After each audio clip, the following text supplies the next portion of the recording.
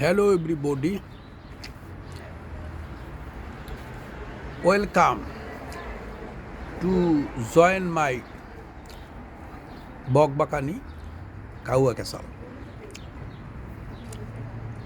I am from Jamaica, New York. টুকটাক কিছু কথা বলবো ধর্মকর্ম নিয়ে। অনেকের ভালো লাগবে, অনেকের লাগবে না। ভালো লাগলে আলহামদুলিল্লাহ, না লাগলে শুকুর আলহামদুলিল্লাহ। অবশ্যই এইটা আমার এক দোস্তের কথা। আমরা এই ছোটকাল থেকে যে পরিবেশে মানুষ হয়েছি, সেই পরিবেশে সে আল্লাহর যে বিশালত্ব বা বরত্ব, সেইটা আসলে অনুধাবন করতে পারি না। বয়স বাড়ছে, দেশ বিদেশে ঘুরছি, নানা রঙের মানুষের সাথে, এবং মসজিদ, গির্জা, মন্দির, প্যাগোডা এইসব জায়গায় যাতায়াত করতে করতে ওই আল্লাহর বিশালত্ব সম্পর্কে কিছুটা হইলো জ্ঞান অর্জন করতেছি।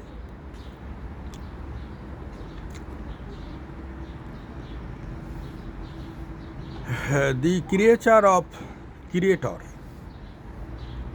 is very big and fantastic.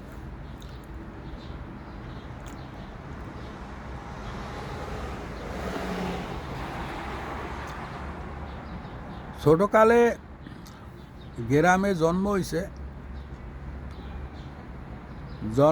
জন্ম হওয়ার পর শীতকারের পর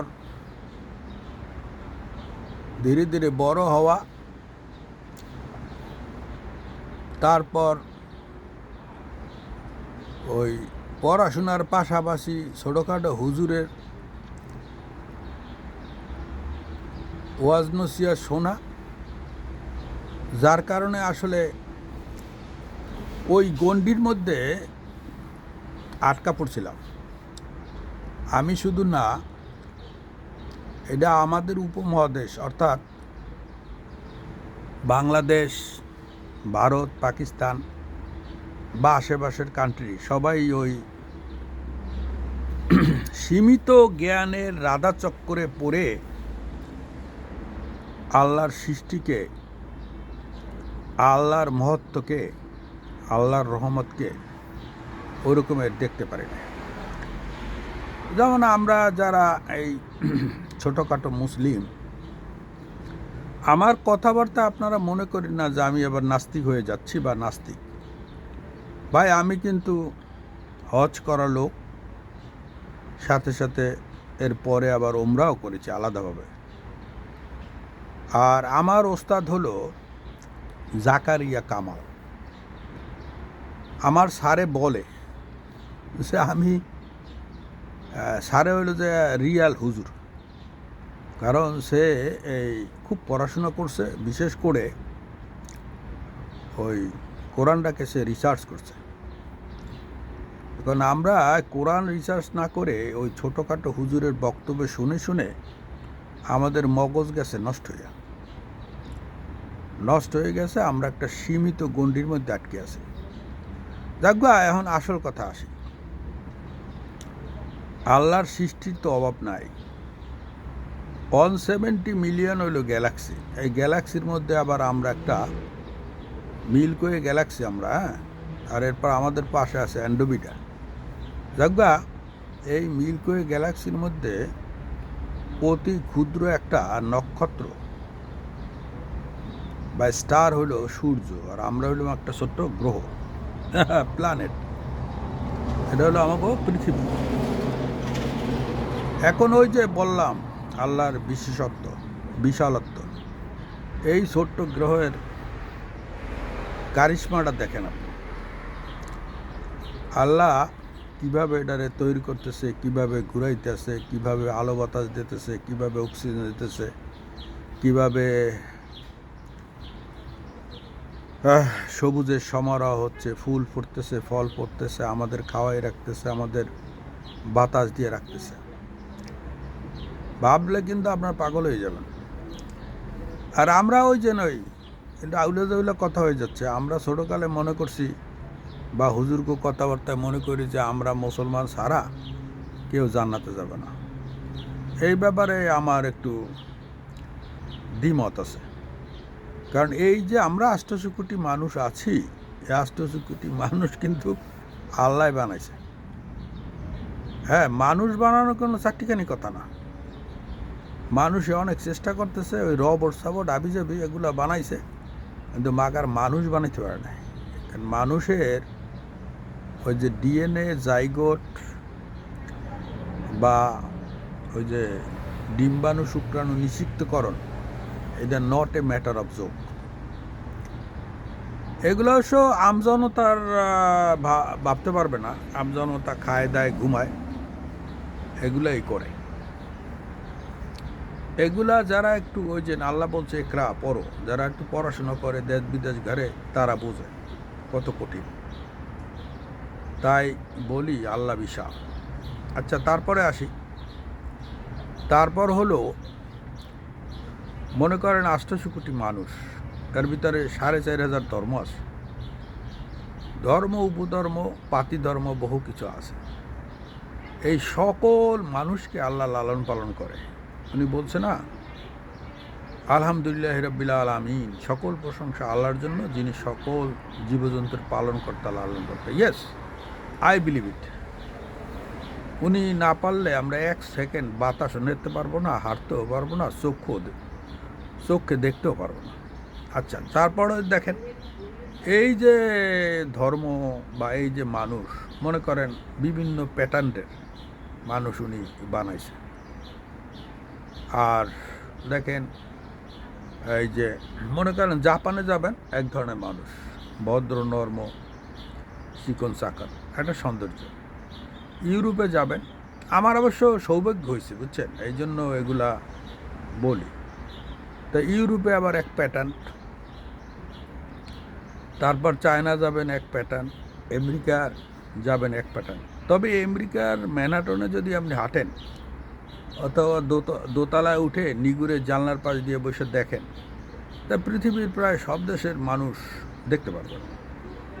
শুধু দেখলে তো হবে না, ভাবতে হবে যে আল্লাহ কি না কি পারে। দেখেন কায়দা কি সুন্দর, কি সমারোহ, কত বিউটিফুল মানুষ, চক্ষু, নাক, কান, গলা, আরও অনেক কিছু। আমার যেহেতু একটা সিল আছে, আমি আর বেশি কিছু বলতে পারলাম না, বুঝা নিয়ে। তারপর আসেন ধর্ম নিয়ে। এই যে আমরা ছোটোকালে শুনছি, হ্যাঁ, আরে ভাই, আল্লাহ তাআলা তো কোরআনে বলছে যে তোমরা প্রার্থনা করো, যেটা রিয়াল বা কোনটা সঠিক এটা আমি জানি। তাই আমি দেখছি আমরা মসজিদে নামাজ পড়ি। হ্যাঁ, কোরআন শরীফে ৩ বেলার কথা বলছে। আমাদের নবী করিম সাল্লাল্লাহু সাল্লাম ৫ বেলা আমাদের প্র্যাকটিস করাই গেছেন, আমরা ৫ বেলাই পড়ি, আলহামদুলিল্লাহ। এরপরে আমি গির্জায় গেছি, গির্জায় দেখছি হাঁটু গেড়ে পড়ে, তারা ওই সেজদা করে না। তারপর আমি ওই আপনার ইতে গেছি, ওই যে হিন্দুদের মন্দির, ওখানে দলবদ্ধভাবে কীর্তন করে, তারপর ওদের স্টাইলে ওরা ইবাদত করে। তারপর ইহুদিরা ওই দেওয়ালে মাথা ঠোকে।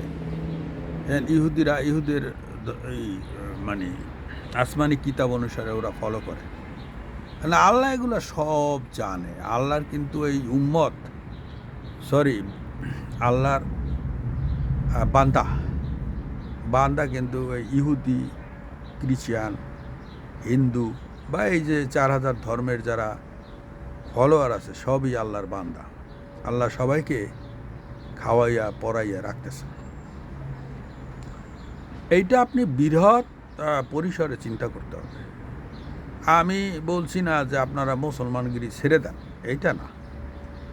এইটা হচ্ছে কি, আমরা আমাদের স্টাইলে করে যাব, শিয়ারা শিয়াদের স্টাইলে করে যাবে। ইহুদিরা ইহুদি স্টাইলে করে যাবে, হিন্দুরা হিন্দুদের স্টাইলে করে যাবে, খ্রিস্টানরা খ্রিস্টানদের স্টাইলে করে যাবে। আমাদের আল্লাহ তাআলা গাইডলাইনও দিয়েছে কোরআন শরীফে, সেটা আমরা ফলো করব। কিন্তু হিংসা, বিদ্বেষ, মারামারি, কাটাকাটি এটা ভালো না। আর শুনে রাখেন,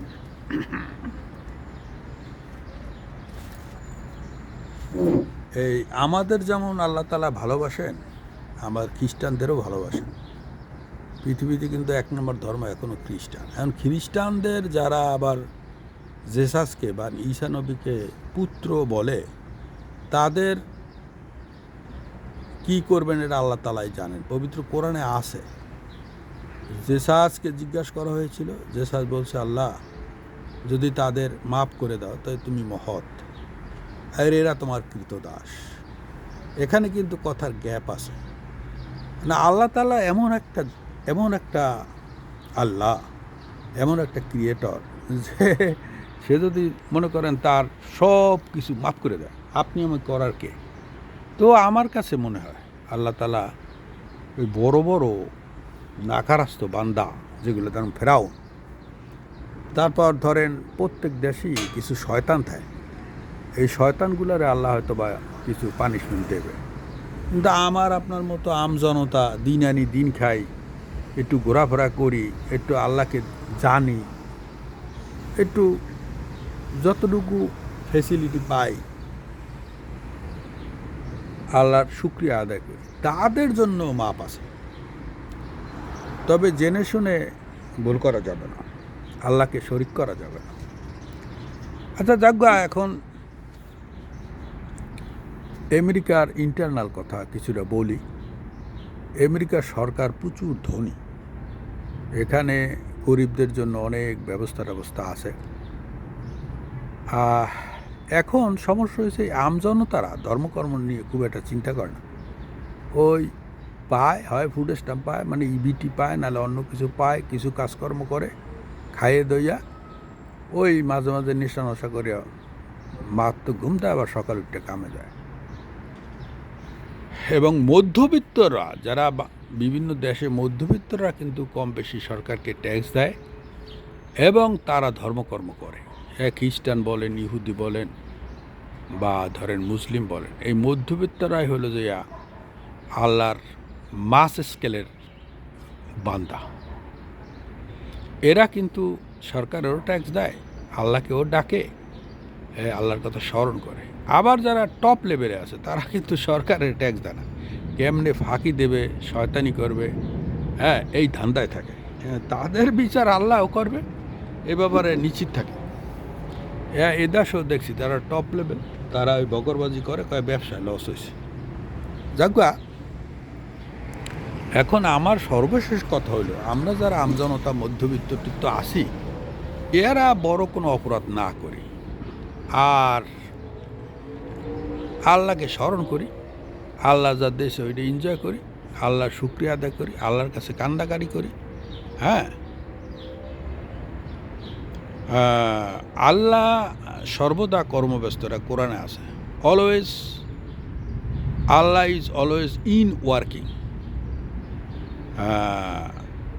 Allah, Almighty Allah, help us in every way. I see from my beginning of life, Almighty Creator always help my life. Being a senior person, I do believe it. From my childhood, I got help from Almighty Creator. Jagga, stay all fine. God bless you. Thank you. আবার দেখা হবে অন্য কোনো ক্লিপে। ধন্যবাদ।